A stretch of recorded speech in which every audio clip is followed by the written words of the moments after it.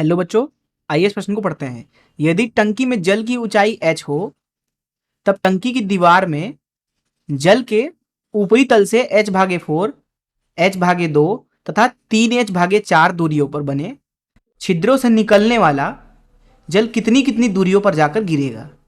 आइए इस प्रश्न की मुख्य अवधारणा की चर्चा करें। मुख्य अवधारणा, तो यहाँ पे हम एक सूत्र निकाल लेते हैं कि कितनी दूरी पे पानी जाके गिरेगा एक टंकी से।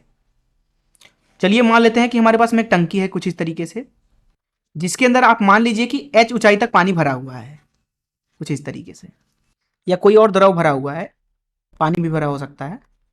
मान लीजिए कि जो पानी का ऊपरी तल है उससे L नीचे हमने एक छेद बनाया हुआ है, यहाँ पे है वो छेद।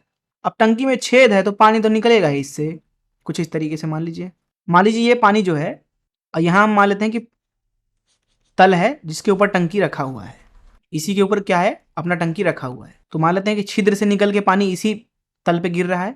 मान लीजिए v गति से यहाँ पे पानी निकला और r दूरी पे जाके तल से टकरा रहा है। ये r दूरी हमने ले रखी है टंकी से।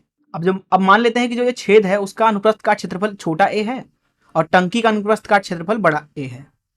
अगर छिद्रों के बारे में हमें पता नहीं है तो सवाल में हम हमेशा ही जो ये छोटा a है उसका मान बहुत ही छोटा लेते हैं a से, अर्थात छिद्र जो है वो बहुत ही छोटा लेते हैं। इस अवस्था में होता यह है कि जो v का मान होता है वो दरअसल हो जाता है वर्गमूल के अंदर 2gl के बराबर। जो यहाँ पे l है वो दरअसल जल के ऊपरी तल से उस छेद की गहराई है। अब यहाँ पे हम r का मान निकाल लेते हैं। r का मान निकालने के लिए हम क्या करेंगे कि यहाँ पे हम स्थिति बना लेते हैं। तो यहाँ पे हमारे पास में टंकी है कुछ इस तरीके से, यहाँ पे छेद है, छेद की यहाँ पे ऊंचाई मान लेते हैं कि h है, और छेद से पानी निकल रहा है कुछ इस तरीके से v गति से, और ये पानी जो है निकल के तल से जाके टकरा रहा है r दूरी पे। तो यहाँ पे आप देखें तो ये एक क्षैतिज प्रक्षेप गति है, तो इसके लिए हम आसानी से समीकरण लगा सकते हैं। मान लीजिए कि t समय पश्चात जाके ये टकराता है तल से, तो यहाँ t समय में दो चीज़ें हो रही हैं।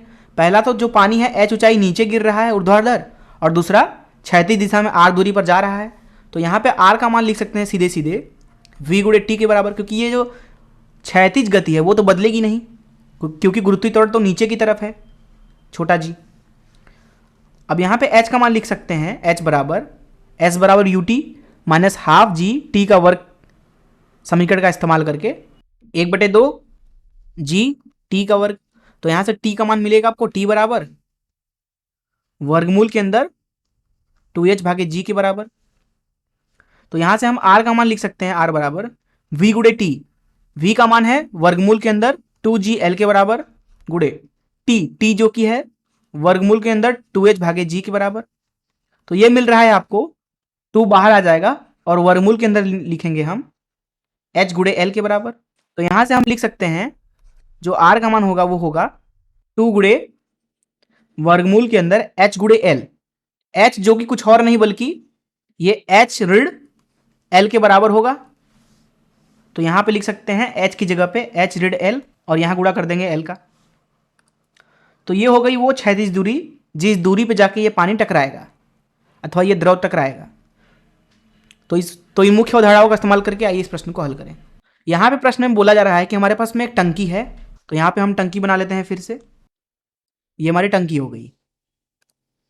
बोला जा रहा है h ऊंचाई तक पानी भरा हुआ है, ठीक है, h ऊंचाई तक पानी भर देते हैं इसमें। ये हमने h ऊंचाई तक पानी भर दी इसमें। यहाँ ये पूरी ऊंचाई जो है वो कितनी है, बड़ा h। बोला जा रहा है कि यहाँ पे 3 छेद हैं टंकी के अंदर। एक तो h/2 पर है, ठीक है, ये मान लीजिए h/2 पे है, h/2।